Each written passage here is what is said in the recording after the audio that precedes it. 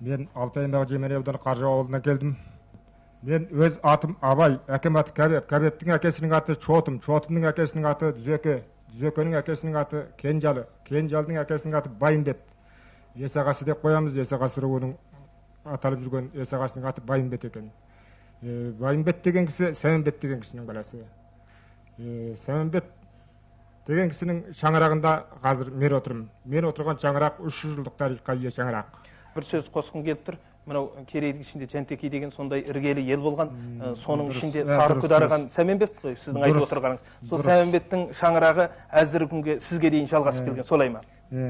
Енді мен осы шаңырақты иелік етіп, соны дәстүрлі түрде соның орнын басып отырғандығым үшін осы кісінің түрлі мұралары менің үйімде сақталған. Сондықтан мен бұны бірден таныстырып өтуге тура келеді. Жарайды. Енді жоғарыда айтып кеттік, Сәменбет деген кісі 3 әйел алған адам екен. Ең кіші әйелі Бадан деген кісі екен. Бадан деген кісіден Есағасы Қазбек туады. Сол Бадан деген анамыздың шапан екен, мына шапан. Бұл енді шағи деп айтады екен. Мынау сол кезде, сол дәуірде түгел қолмен тігілген, мынау жіптері түгел тайлақтың жүннен иіріліп, сонымен тіккен дейді. Енді анықтап көрсе түгел қолмен тіккендігі түгел айқын көрініп тұр. Мынаның жеңі ұзын, етегі кең ұқсайды. Қалай болмасына тұрмыста қолайлы болу үшін, атқа мінген кезде де қолайлы болу үшін осылай тіккен болуы мүмкін. Әгі қазақта бір сөз бар ғой, етек жеңің кең болсын деген. Мынау сол Сәменбет деген бабамыздың қалпақ екен. Іші қара түлкі екен. Мынау ақ кигізден тігілген. Енің бұның тарихта тісі бар екен. Бұны тісін 4 би төрең тұсында Ләми деген бейсі мен бабамның мұрасын көрсем деп алдырып, сол кездегі жиылған ұлы кәрілер біз ата бабамыздан енді қалған мұра екен. Балаларымызға тұмар қып тағамыз деп бұның түсін сол кезде жыртып алған екен.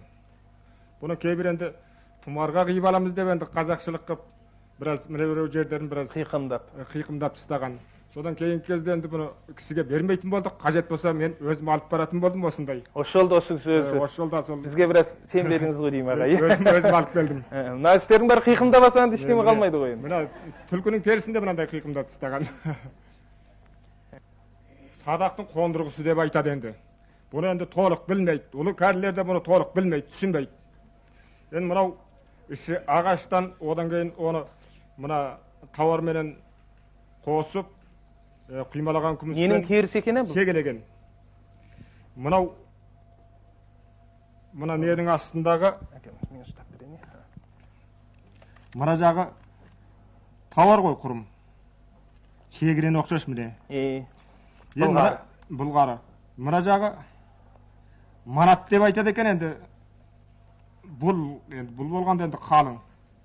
Енді осыға мына құймалаған мына темірдің бәрі түгел қақталған күміс.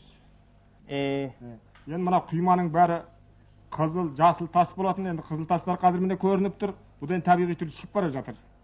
Енді мына ортасы түгел жасыл тас болатын. Енді осы жасыл тастар қазір енді табиғи түрде өзінен ұшып жоғалып бара жатыр. Садақтың жебесін салатын қорамсақ дейді екен. Мынандай қалты екен. Мына арқа қасы болатын батырлардың. Мына жағында ілетін ілгіші бар. Осындай екен. Бұл да сол енді бұның материалда сол анаумен тектес. Дәл ұқсайды міне. Шешеміздің ата бабамның мұрасын сақтап қаламын деп енді өте сақтықпенен қорғап осы дәуірге жетіп отыр. Бұл енді осындай